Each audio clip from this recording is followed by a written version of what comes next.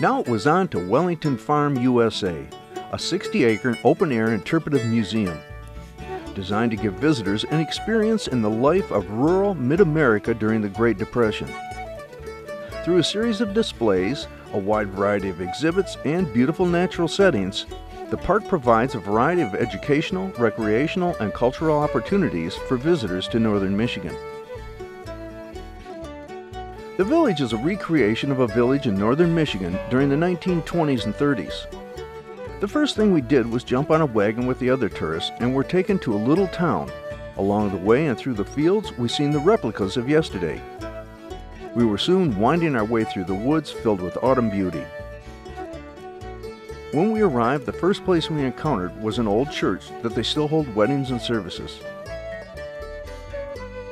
The park includes working steam engines for all sorts of work.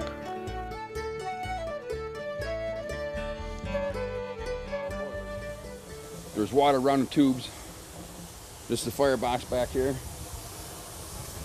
There's a crown sheet in here, right about in here somewheres. And tubes run through here. You boil the water, heat goes through the tubes, steam's collected here. You got to have a steam dome so that the water can fall out of the steam, so you got dry steam to use. Okay. That's the reason of the dome. This is the governor to control the amount of steam going to that cylinder. And that powers the whole thing, huh? That's pretty amazing. Our timing couldn't have been better. As we walked towards the old homestead, you could smell the aroma of fresh baked bread coming from the old wood stove inside. But we'll try it. And you have to kind of keep it over on this side because over here is right next to the firebox. Wow, even Mr. Pumpkinhead has to use the facilities. This is a working farm and everything is authentic, including the milling of wood. I had the opportunity to talk with owner Howard Taylor, who gave us more details about the operation.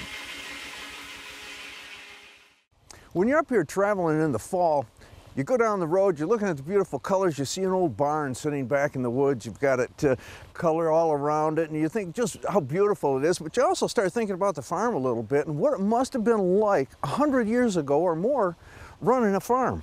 Well, we've come here to the Wellington Farm, and this is a museum farm. If I got that right? That's correct. We're a living history farm. Okay. Tell us a little bit about what is here and what people would see. Well, we are a 60-acre living history museum dedicated to the preservation of life as it was lived during the Great Depression, more specifically the year 1932.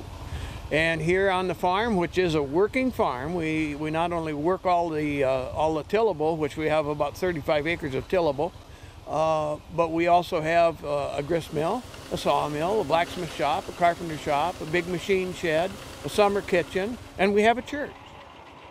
All of the buildings are fully functional and in complete operation through performances by volunteers specializing in historical and dramatic interpretation.